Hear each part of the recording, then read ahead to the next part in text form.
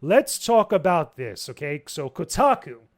Seems like the last couple episodes we've had to talk about Kotaku, which is a damn shame because it's never for a good reason. Okay, so this right here is a brand new article that came out as of yesterday. At the time I'm recording this on the 2nd. This came out on the 1st. And this isn't an April Fool's thing. Like, this is an actual legit reporting, a legit news report. Okay, this is from DigiDay. This talks about the relationship between Geo Media and Kotaku. Geo Media being the parent company of Kotaku, that they're having a lot of internal struggles. And it's pretty wild because they get into some details that I haven't really seen talked about in other locations, right? They talk about a lot of the growing tensions, a lot of the big, happenstance events that just like completely caught everybody off guard. The biggest one, which was recently, was that the recent editor-in-chief decided to resign from Kotaku. She left. She wasn't fired. She actually just left on her own accord. Okay, that was Jen Glennon. Again, we talked about her. Again, we talked about her on the last episode. Okay. And the main reason why she left was because Geo Media wants to reorient and change up the direction of Kotaku to move a little bit away from news articles and focus a lot more on guides. Now, this really had there was a lot of opinions thrown around about this. And the reason being is because there's a lot of journalists that, again, know Kotaku, have worked with Kotaku, have had different opinions about it. I feel like when we've talked about it here on this podcast, the biggest problems that Kotaku has been facing over the last couple of years, if not longer, was that they have a very, very bad image problem. It's not necessarily a problem with the content. It's a problem with the image, the perception of Kotaku. A lot of people, a lot of consumers, a lot of active readers, gamers that play different games and follow different things in the industry do not like Kotaku. And it really comes down to a few factors. Number one, they don't like the articles that Kotaku has put out, especially ones that felt like either hit pieces or felt like content that was trying to be a little bit more hostile and volatile as opposed to actually talking about game stuff in a better light. They don't like the writers, a lot of the people that are working over there on staff.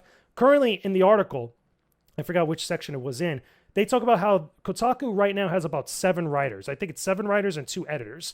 If not, I believe I'm trying to find the exact number. But there's around 7 writers that are currently at Kotaku, which is causing a lot of rifts between them and the management because they want Kotaku to do 50 guides per week. That was the number that was floated around.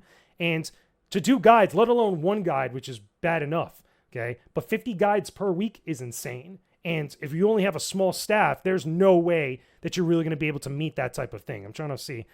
There's a couple of things that they say that they got it down to about 15 guides per week, but it's still a lot. Yeah, I'm trying to find where the hell this number is. It's somewhere in this article. Point is, I'll keep looking for it as I'm talking. The point is, though, is that there's been just a lot of back and forth with Kotaku and Geo Media. And I think this is indicative of a lot of the bad status that Kotaku is in right now.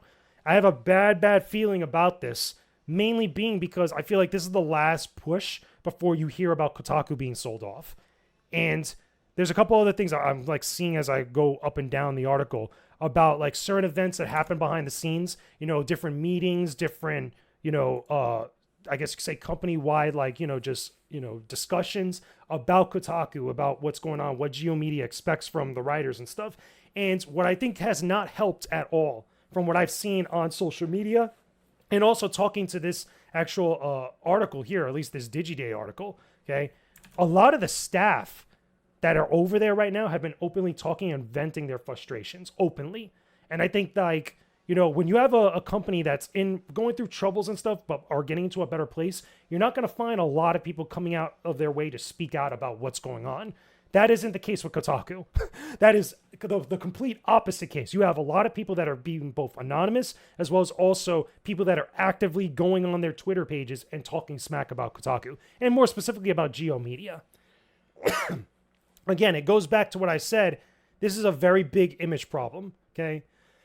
A very big image problem because a lot of people aren't sharing a lot of empathy with Kotaku. A lot of people aren't sharing a lot of understanding or care for much of the stuff that's going on with them.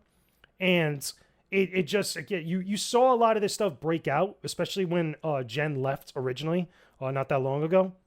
And you saw a lot of people just dunking on a lot of the writers and dunking on Kotaku themselves.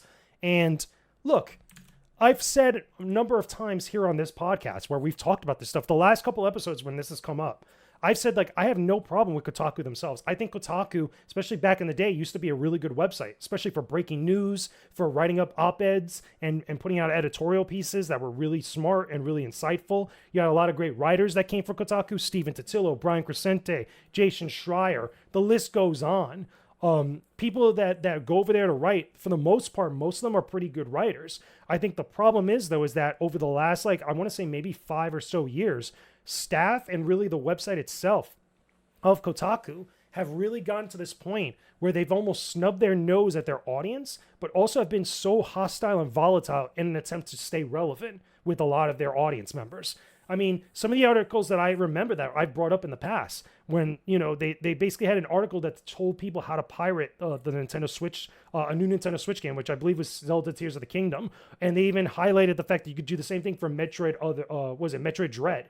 And there's just stuff like that people were not feeling. You know, the same thing even when I brought up the article about the Call of Duty devs when they went to Europe, that there was a whole article basically pointing out, saying that, like, they implied like they were going there for vacation when they were going there to work on the game that they were making. I don't remember if it was Infinity Ward or Sledgehammer Games, but I know it was a Call of Duty dev. It was from a couple years back. But you get stuff like that just doesn't help. So when you have stuff like that going out and everybody has their opinions, then you got stuff going out, the people's, a lot of the different staff's personal social media. It just does not make the situation better. Okay, you throw on top of all that, right? Which, again, since I'm scrolling up now and I'm seeing this, you had Patricia Hernandez, who was fired from Kotaku back in August, okay, in 2023, as they say here. She was straight up fired. Okay, and even the article says here that she was fired there because she had, quote unquote, stood up for some of the staff there.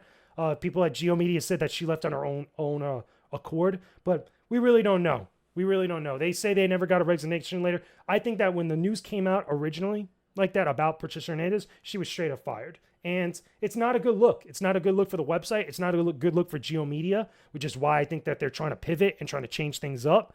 I think that they need to really find a way, if at all possible, to get their staff or get the writers on the same page. Because if this continues onward, and remember I say this, okay, I'm going to be real about this as I'm talking, right? If this keeps going on much longer, you're going to see GeoMedia sell off Kotaku, and you're going to see Kotaku go away, because I think there's a lot of friction and a big rift between the people who are still there and the management that owns them, because the management, as much as we could get mad at them about what they're doing and the moves that they're making, they're doing it because stuff at Kotaku has not been working. They're doing it and they want to pivot over to guides because they see other websites that are working really well with their guide stuff, and they want to cash in on that. They want to capitalize on that. And as much as other people, and including myself at times, could argue that Kotaku is much more better suited for news stuff, for news editorials, or just breaking news and stuff like that, unfortunately, that's not paying the bills over there. That's what it seems to be the case. And they even talk about it a little bit in the article about, you know, the financial, dependency, you know, on certain types of content. The point is, though, is that it's like, okay, you want to be a certain way, that's fine, but you still got to be able to put the lights on. You still got to be able to pay out your bills. And you still got to be able to be profitable, especially when a company pays a lot of money for you, you know, for your branding, for your outlet, for all your assets, etc. The point is, though, if this keeps going on any longer, we're not going to see Kotaku around for much longer. And it's going to suck because people are going to lose their jobs. People are going to be upset. You know, we're going to lose another one of those cornerstones of the industry that, however you feel about them, you can't deny the impact that it's had on a lot of people, including people that are inside the industry and outside the industry. So fingers crossed that cooler heads can prevail, because I don't want to see Kotaku go away. I've applied to Kotaku myself over the years a number of times. I've wanted to work over there. I've known some people that I've met in person at various events that worked at Kotaku, and that would be a damn shame to see that go down. So either way, those are my opinions about what's going on with Kotaku right now. How do you feel about this whole situation? Do you think that everything going on with GeoMedia and the Kotaku staff is justified or not? Do you feel like Kotaku's going to go away anytime soon? Tell me your thoughts about this down below in the comment section, and let me know just your overall thoughts about it, because there's a lot of layers to this. There's a lot of emotions, a lot of feelings to it, and I don't think it's just as simple as like this way or that way. It's a lot more layered and complicated than everybody realizes.